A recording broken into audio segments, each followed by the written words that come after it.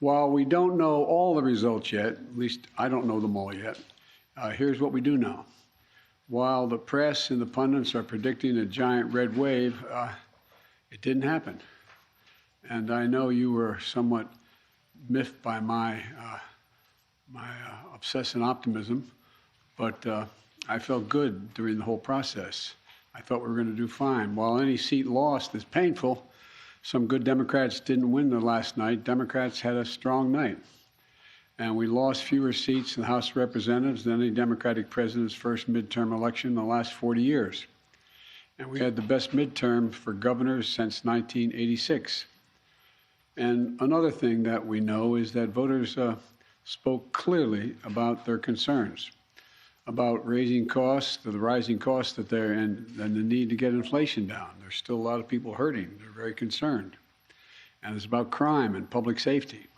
And they sent a clear and unmistakable message that they want to preserve our democracy and protect the right to choose in this country. And I especially want to thank the young people of this nation who, I'm told, I haven't seen the numbers, voted historic numbers again, and just as they did 2 years ago. They voted to continue addressing the climate crisis, gun violence, their personal rights and freedoms, and the student debt relief. Last night, I was pleased to call Maxwell Frost, a 25-year-old who got elected, I guess the youngest man ever elected to the United States Congress.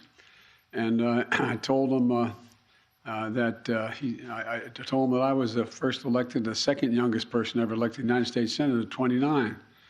That I have no doubt he's off to an incredible start and what I'm sure will be a long, distinguished career. And when he's president and they say Joe Biden's out in the outer office, I don't want to say Joe who. But the voters were also clear that they are still frustrated. I get it. I understand it's been a really tough few years in this country for so many people. When I came to office, we inherited a nation with a pandemic raging and an economy that was reeling.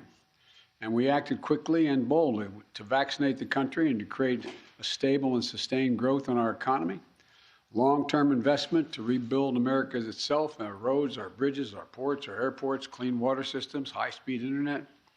And we're just getting started. The interesting thing is that this is all going to really come into clear view for people in the months of January, February, March of next year.